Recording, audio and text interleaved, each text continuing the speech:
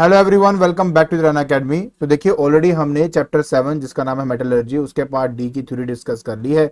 आज के लेक्चर के अंदर उसकी जो एक्सरसाइज है दैट इज 7D, उसके जो क्वेश्चन आंसर है वो डिस्कस करने वाला हूं। और हाँ, ऊपर जितने भी चैनल और जो पेजेस दिए गए हैं उनके जो लिंक्स है डिस्क्रिप्शन बॉक्स में डाल दिए हैं। तो बिना कोई टाइम वेस्ट किए चलिए शुरू करते हैं।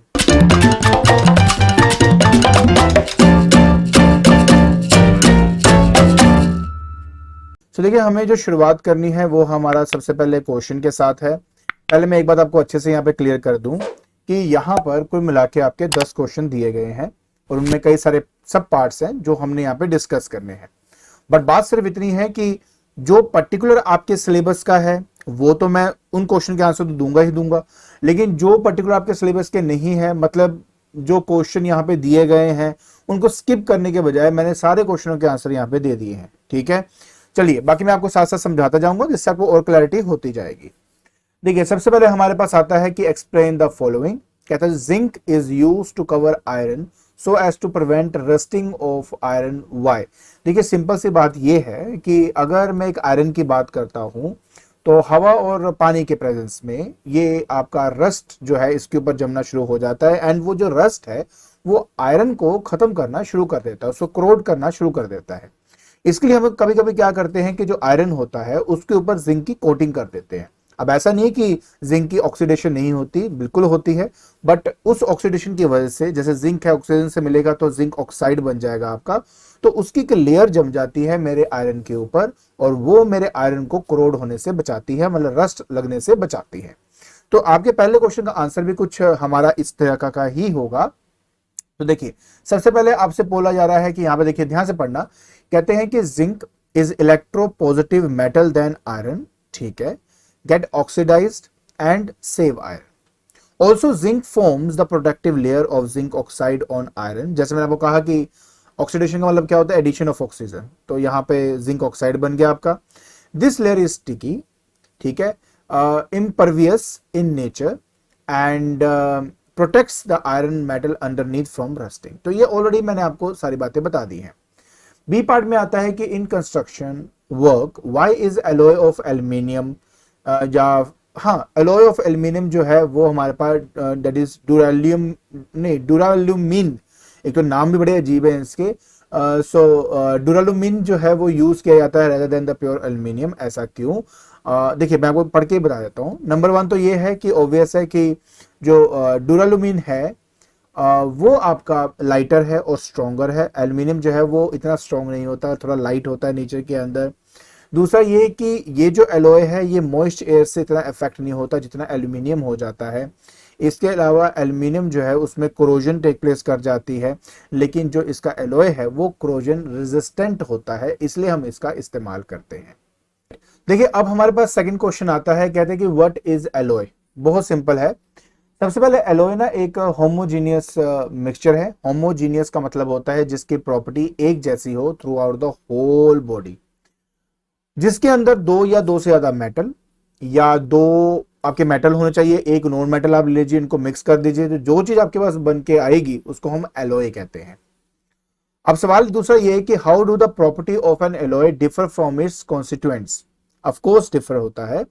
देखिए, जब हम एलॉय बनाते हैं वो इसलिए बनाते हैं ताकि उसकी स्ट्रेंथ बन जाए, बढ़ जाए, ड्यूरेबिलिटी बढ़ जाए उसकी। तो इन सब के कारण हम क्या करते हैं, उनकी हार्डनेस बढ़ जाए बेसिकली, तो इन सब के कारण हम उनको आपस में मिक्स कर देते हैं। तो पहले क्वेश्चन का आंसर तो ये रहा आपका, जो एलॉय है वो होमोजेनियस मिक्सचर है टू और मोर मेटल्स का, या एक और उससे ज्यादा मेटल हो, साथ में कुछ आपके थोड़े से नॉन मेटालिक एलिमेंट्स मिला दिए जाए तो एलॉय आपका तैयार हो जाता है। How do properties of N alloy differ from its constituents, वो आपको यहाँ पे मिल जाएगा। पहली बात तो जो एलिमेंट्स है जब हम ऐड करते हैं किसी भी एलॉय को बनाने के लिए तो उससे उसकी हार्डनेस इंप्रूव होती है, वियर रेजिस्टेंस मतलब खराब होने की क्षमता कम हो जाती है, उसके अलावा टफनेस उसके बढ़ जाती है देन इट्स कॉन्स्टिट्यूएंट्स। एग्जांपल्स भी हैं, बड़े अच्छे एग्जांपल, जैसे गोल्ड अगर आप डायरेक्ट लेते हो वो बहुत ही सॉफ्ट होता है, लेकिन जब हम ऑर्नामेंट्स बनाने लगते हैं तो उसके अंदर थोड़े से परसेंटेज में कॉपर मिला दिया जाता है, उससे उसकी हार्डनेस बढ़ जाती है।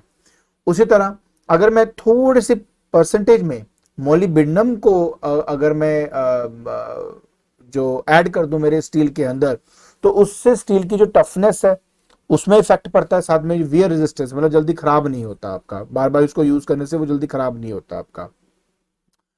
जो बेल बनाया गया है उसके जो आवाज है, सोनरस सोनरस होता है, जब उसको टकराओगे तो उसमें से टन की आवाज आती है, वो ज्यादा बढ़िया होती है एज कंपेयर टू अगर सिर्फ उसको कॉपर या सिर्फ टिन का ही उसको बनाया जाता है।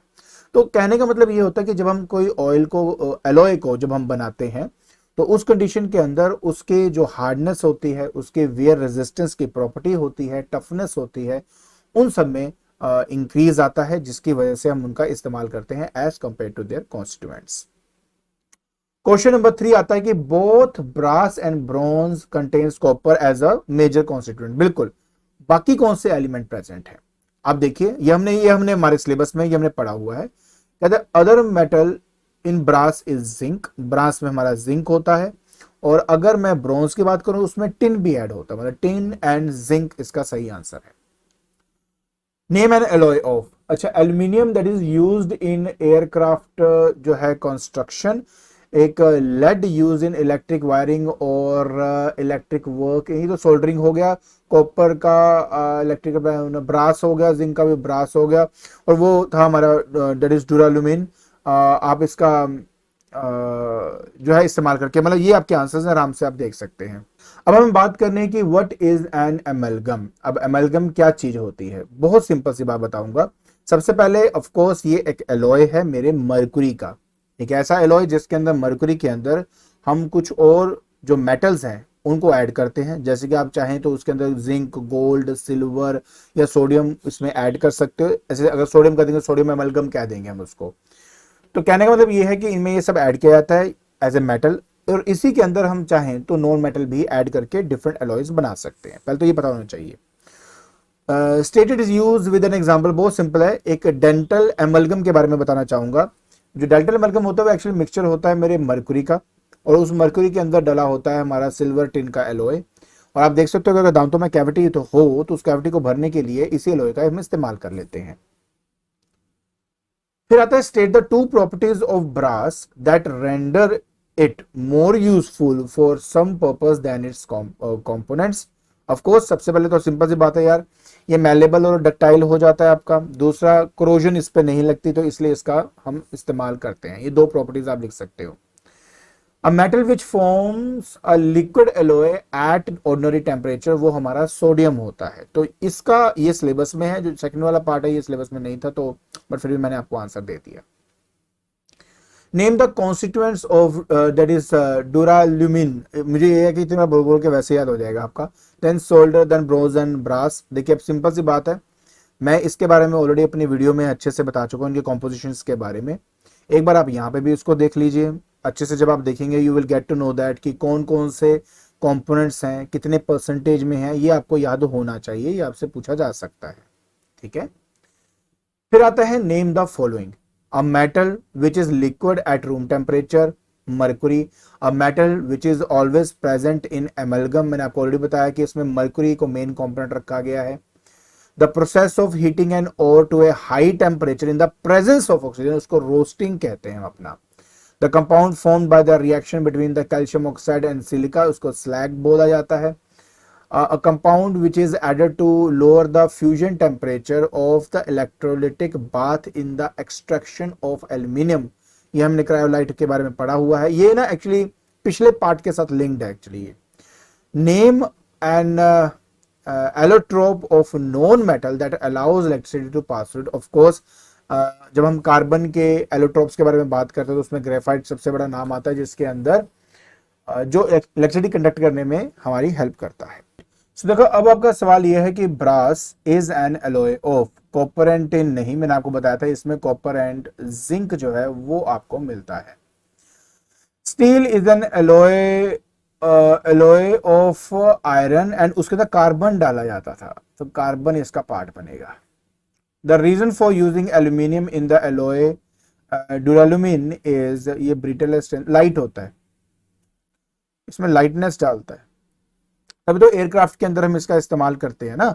एक तो मतलब ये इसमें क्रोजन नहीं लगती, ठीक है, एंड मतलब मॉइस्चर के साथ कोई इसका ज़्यादा इम्पैक्ट नहीं है, लाइटर होता है, तो इसलिए एयरक्राफ्ट के अंदर हम इसका इस्तेमाल भी करते हैं।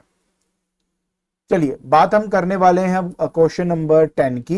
कहता है name the alloy use for the following purposes, making electric circuits, making medals, ये तो ब्रॉन्ज मेडल हो गया आपको बताया हुआ है, मेकिंग पार्ट्स ऑफ वॉचेस जो कि ब्रास होता है, सर्जिकल इंस्ट्रूमेंट स्टेनलेस स्टील आ गया, एयरक्राफ्ट्स, इसमें वो दोनों जो एलॉयज हमने किए हुए हैं एल्यूमिनियम के वो दोनों इसमें आ जाएंगे। तो मतलब ये हमने सब पढ़ा हुआ है, एक बार ध्यान से देख लो।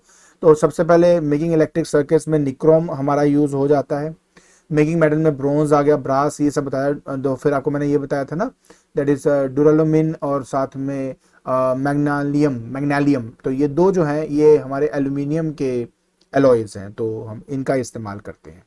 तो बस इस तरीके से हमारे जो 10 क्वेश्चन है वो खत्म होते हैं। आई होप आपको ये सब समझ में आ गया होगा।